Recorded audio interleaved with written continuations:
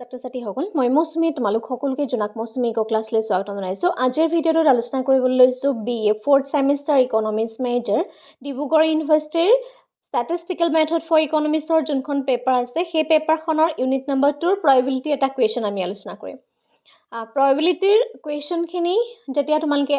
পঢ়িবা সেই প্ৰবেবিলিটিৰ কুৱেশ্যনখিনি পঢ়াটো ইম্পৰ্টেণ্ট এইকাৰণেই হয় কাৰণ প্ৰবেবিলিটিৰ যিখিনি কুৱেশ্যন কোনটো মেথডত পৰিব আমি কোনটো ফৰ্মুলা ইউজ কৰিম এই কথাটো জনাটোহে ইম্পৰ্টেণ্ট আৰু তাৰ যিখিনি কণ্ডিশ্যন আছে মিউচুৱেলি এক্সক্লুচিভ ইভেণ্ট বা ইণ্ডিপেণ্ডেণ্ট ইভেণ্ট এই কনচেপ্টবিলাক ভালদৰে আমি জানিব লাগিব। সেইখিনি জানিব পাৰিলে কেলকুলেশ্যন টান নহয়। আজিৰ ভিডিঅ'টোতে চাব লাগিলে ইয়াত কেলকুলেশ্যনৰ টান একেবাৰে নাই কিন্তু কুৱেশ্যনবিলাক ট্ৰিকি হয়। সেইকাৰণে প্ৰবেবিলিটিৰ কুৱেশ্যনতে আচলতে মেক্সিমাম ছাত্ৰ ছাত্ৰীয়ে ভুল কৰে। গতিকে বাকী যোনখন ষ্টেটিষ্টিক্সৰ ইউনিট আছে বা অন্য যোনখন তোমালোকৰ মেথছৰ পেপাৰ আছে সেই পেপাৰখনৰ বাকী ইউনিটবিলাকতকৈ প্ৰবেবিলিটিৰ ইউনিটকেইটা তোমালোকে বেছি ভালদৰে কৰিবা, কনচেপ্ট ক্লিয়াৰ কৰিবা, যিমান পাৰা প্ৰেক্টিছ কৰিবা। এক্সামত কুৱেশ্যন যেনেধৰণৰ কুৱেশ্যন আহিব পাৰে তাৰ কাৰণে বুকত যিখিনি এক্সাৰচাইজ আছে বা বুকত যিখিনি এক্সাম্পল আছে সেইখিনি তোমালোকে কৰি চাবা। যিমান কৰিবা সিমান তোমালোকে আইডিয়া পাবা। ঠিক আছে। আৰু আজিৰ যোনটো কুৱেশ্যন হয় সেই কুৱেশ্যনটো এটা প্ৰবেবিলিটিৰ যিটো ডিষ্ট্ৰিবিউশ্যনৰ এটা কুৱেশ্যনেই হয়। গতিকে আজিৰ কুৱেশ্যনটোত আমি অসমীয়া মাধ্যমত লিখিম। যিহেতু এবাৰ বহুতখিনি ছাত্ৰ ছাত্ৰী আমাৰ কোৰ্চৰ ভিতৰতো আছে যিখিনি অসমীয়া মাধ্যমত লিখিব ষ্টেটিষ্টিক্সৰ পেপাৰখন। গতিকে আমি আজি অসমীয়া মাধ্যমত এই কুৱেশ্যনটো কেনেধৰণে লিখিম আচলতে সেইটো ইম্পৰ্টেণ্ট। আৰু প্ৰবেবিলিটিৰ যিহেতু মেথছখিনি টান নহয় গতিকে তাত অকণমান লিখিব লাগে। ঠিক আছে, কেনেধৰণে লিখিম শেষলৈকে চাবা আৰু ইংৰাজী মাধ্যমৰ ছাত্ৰ ছাত্ৰীখিনিৰ কাৰণে ইম্পৰ্টেণ্ট হ'ব কাৰণ গোটেই বস্তুখিনি মই তোমালোকক কৈ যাম। কুৱেশ্যনটো দিয়া হৈছে in a college the student engage in various sports in the following proportion. First football যাক এফেৰে ৰিপ্ৰেজেণ্ট কৰিছে 60% অফ অল দ্য ষ্টুডেণ্টছ। মানে এখন কলেজৰ 60% এনেকুৱা ষ্টুডেণ্ট আছে যিখিনি ষ্টুডেণ্টে কি হয় ফুটবল খেলে, ফুটবলত এংগেজ আছে। তাৰে 50% the basketball of the student. সেই গোটেই কলেজখনৰ 50% ষ্টুডেণ্ট আছে যোনে বাস্কেটবল খেলে। ঠিক আছে, বোথ ফুটবল এণ্ড বাস্কেটবল দুয়োটাই খেলে। 30% অফ অল দ্য ষ্টুডেণ্ট, গোটেই ষ্টুডেণ্টখিনিত 30% এনেকুৱা আছে যিখিনি 30%ৰ ভিতৰত সিহঁতি ফুটবলো খেলে আৰু বাস্কেটবলো খেলে। ঠিক আছে, এতিয়া কুৱেশ্যনটোৱে সুধিছে if the student is selected at random, যদিহে আমি ষ্টুডেণ্টখিনিক ৰেণ্ডমলি চিলেক্ট কৰোঁ বা যাদৃচ্ছিকভাৱে যাক আমি যদি চিলেক্ট কৰোঁ what is the probability that he will, তেওঁ কোনটো খেলাৰ প্ৰবেবিলিটি সুধিছে। দুটা কণ্ডিশ্যন সুধিছে, the play football or basketball, মানে হয়তো ফুটবল আৰু বাস্কেটবল দুইটা খেলাৰ হয় ফুটবল নহয় বাস্কেটবল খেলা। নেক্সটটো সুধিছে দে নাইডাৰ অফ দ্য স্পৰ্টছ, এটাও খেল নেখেলা। ঠিক আছে, এতিয়া এই কুৱেশ্যনটোৰ কাৰণে প্ৰথমতে আমি লিখি ল'ম যে আমাক কুৱেশ্যনটোত কি সুধিছে। চলিউশ্যনটো যেতিয়া লিখিম আমাক প্ৰথমতে কুৱেশ্যনটোৱে কি ডিমাণ্ড কৰিছে যে প্ৰশ্ন অনুসৰি আমাক সুধিছে যে 60% ছাত্ৰ ছাত্ৰীয়ে ফুটবল খেলে। এতিয়া তুমি লিখি ল'ব লাগিব প্ৰশ্নমতে আমাক কুৱেশ্যনটোত যি সুধিছে যে প্ৰশ্নমতে আমাক প্ৰশ্নত কি কৈছে যে 60%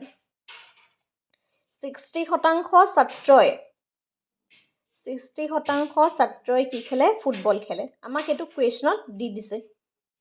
ফুটবল খেলে, 60%এ ফুটবল খেলে। ঠিক আছে, এইবিলাক লিখি যাব লাগিব। গতিকে যাদৃচ্ছিকভাৱে নিৰ্বাচন কৰা ছাত্ৰজনৰ সেই ফুটবল খেলাৰ যিটো সম্ভাৱনা সেই সম্ভাৱনাটো হ'ব, গতিকে যাদৃচ্ছিকভাৱে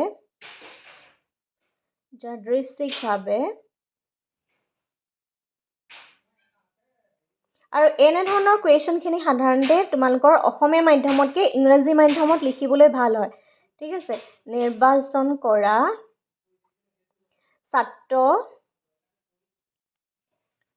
ছাত্ৰজনে ফুটবল খেলাৰ সম্ভাৱনা। ঠিক আছে, ফুটবল খেলাৰ সম্ভাৱনা, আমি সম্ভাৱিতা উলিয়াইছোঁ ন। ফুটবল খেলাৰ যোনটো তেওঁলোকৰ সম্ভাৱনা সেই ফুটবল খেলাৰ সম্ভাৱনাটো উলিয়াবলৈ হ'লে নেক্সট আমি কি কৰিম চাবা। যে ফুটবল খেলাৰ ছাত্ৰৰ সংখ্যা দ্য প্ৰবেবিলিটি অফ এ আমি কি লিখিম 60%, মানে সেই 60%ৰ কিহে খেলে ফুটবল খেলে কুৱেশ্যনত যিহেতু দি থোৱা হৈছে 0 কেঞ্চেল হ'ব ডেট মিনছ 0.6 হ'ব 0.6 এনেকুৱা এজন ছাত্ৰ ছাত্ৰী যিখিনি এইটো 60 দেই 60% ছাত্ৰই ফুটবল খেলে নেক্সট সুধিছে যে ছাত্ৰজনে বাস্কেটবল খেলে ঠিক আছে ছাত্ৰজনে যদি বাস্কেটবল খেলে ছাত্ৰজনে যেতিয়া যে বাস্কেটবল খেলে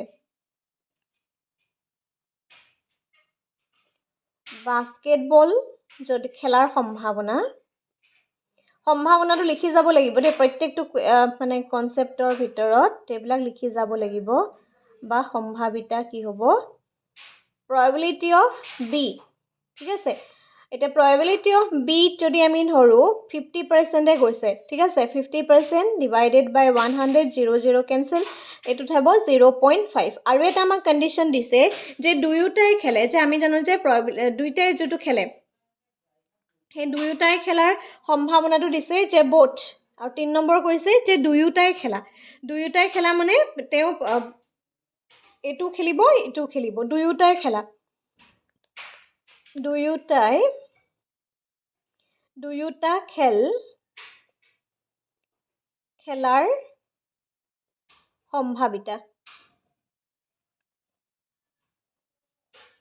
দুয়োটা খেলাৰ সম্ভাৱিতা যদি সুধো তাৰমানে probability of এও খেলে আৰু probability of বিও খেলে ইন্টাৰসেকশন দিব লাগিব গতিকে তাত কিমান দিছে 30/100 দিছে 0 cancel 0.3 হ'ব ঠিক আছে গতিকে এই দুটা কি হয় দুইটাই খেলে 0.3 হয় আমি 3 লিখি দিছো এতিয়া আমাক কোৱেশ্যনটোৰ প্ৰথমতে সুধিছে যে এই the play football or basketball football আৰু বাস্কেটবল এতিয়া আমি লিখিব লাগিব A আৰু B দুয়োটা ঘটনাৰ কোনো এটা সংঘটিত হোৱাৰ সম্ভাৱিতাৰ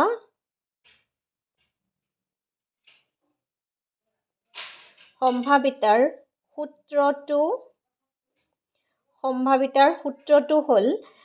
এই সূত্ৰটো হৈছে probability of A union B equal to probability of A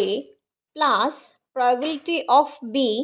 minus probability of A intersection B এটা হচ্ছে দুয়োটাৰ কোনো এটা ঘটনা হোৱাৰ এতিয়া আমি probability of A জানো probability of A টো হৈছে 0.6 probability of B টো হৈছে 0.5 আৰু probability A intersection B টো হৈছে 0.3 গতিকে এটো কিমান হ'ব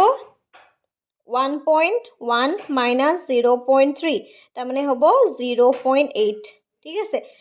দুইটাৰ ভিতৰত এটাও ঘটনা হটাৰ হেতু হ'ব 0.8 ঠিক আছে এইখিনি হৈছে আমাৰ ফাৰ্স্ট কন্ডিশনটো এতিয়া সেকেন্ড যোনটো কন্ডিশনত ক'লে যে ছাত্ৰজনে ফুটবল নেখেলাৰ সম্ভাৱনা okay play neither of the sports মানে একো খেল নেখেলাৰ ফুটবল নেখেলাৰ সম্ভাৱনা বা বাস্কেটবল নেখেলাৰ সম্ভাৱনা আৰু এবিধো খেল নেখেলাৰ সম্ভাৱনা প্ৰথমটো আমি ক'লো যে যিকোনো দুটাৰ ভিতৰত এটা হলেও হ'ব ঠিক আছে হয় ফুটবল নতুবা বাস্কেটবল হেতু খেলাৰ সম্ভাৱনা আমি কিমান পালো 0.8 পালো মানে যিকোনো দুটাৰ ভিতৰত এটা হলেও হেতু জনে খেলিবই এটা নেক্সট কোৱেশ্যনটো সুধিছে যে এটাও খেল নেখেলে তো আমি ডাইৰেক্টলি উলিয়াব নোৱাৰো প্ৰথমতে আমি উলিয়াই ল'ব লাগিব যে ফুটবল নেখেলাৰ সম্ভাৱনা তাৰ পিছত বাস্কেটবল নেখেলাৰ সম্ভাৱনা তাৰ পিছত দুয়োবিধ নেখেলাৰ সম্ভাৱনা তেনেধৰণে আমি কোৱেশ্যনটো উলিয়াই চাব লাগিব এতিয়া চাবা এটো যেটো ফাৰ্স্ট পাৰ্টটো আমাৰ হৈ গল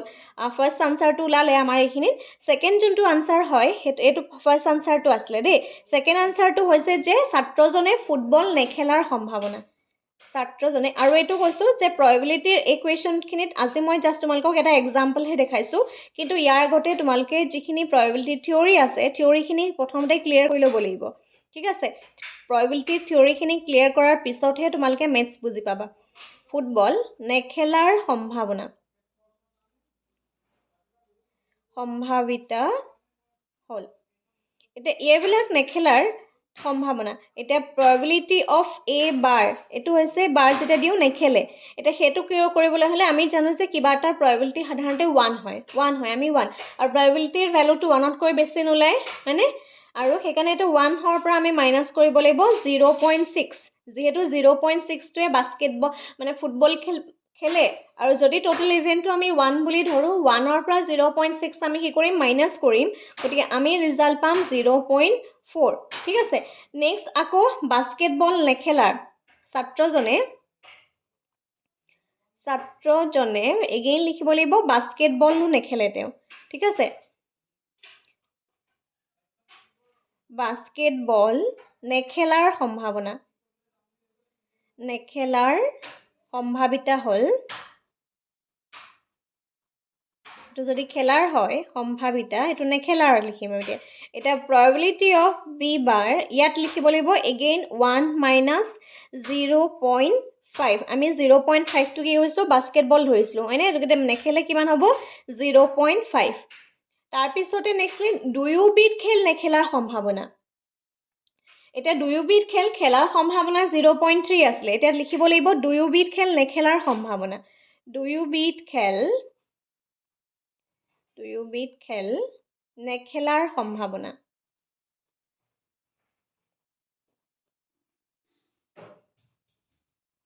নেখেলাৰ সম্ভাৱিতা হল দুয়োবিধ খেল নেখেলাৰ সম্ভাৱিতা যদি হও probability of a bar intersection probability of b bar equal to এতিয়া এই দুইবিধ খেল নেখেলাৰ সম্ভাৱনা 1 minus 0.3 কৰিব লাগিব আৰু যেহেতু ইয়াত 0.3 টো আমি উলিয়াই থৈ গৈছিলো 0.3 that means 0.7 ঠিক আছে দুয়োবিধ খেল নেখেলাৰ সম্ভাৱনা মানে হয়তো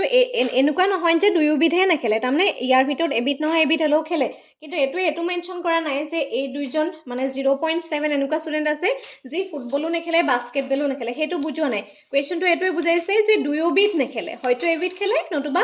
অন্যবিধ খেলে নতুবা এবিধও নেখেলে এটা নেক্সট কোৱেশ্চনটো সুধিছে আমাক যে দুয়োটা খেলৰ ভিতৰত এবিধও নেখেলাৰ সম্ভাৱনা ঠিক আছে নেক্সট কোৱেশ্চনটো সুধিছে প্লে নাইডাৰ অফ স্পৰ্টস মানে এবিধও খেল যদি তেহেতি নেখেলাৰ সম্ভাৱনাৰ কথা কয় তেতিয়া হলে আমি কি কয় কেনে ধৰণে উলিয়াম চাবা ওকে নেক্সট কোৱেশ্চন গটিকে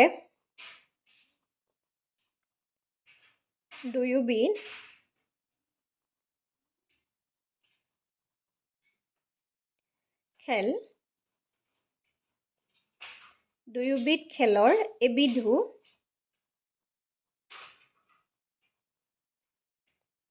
নেখেলাৰ সম্ভাৱিতা হল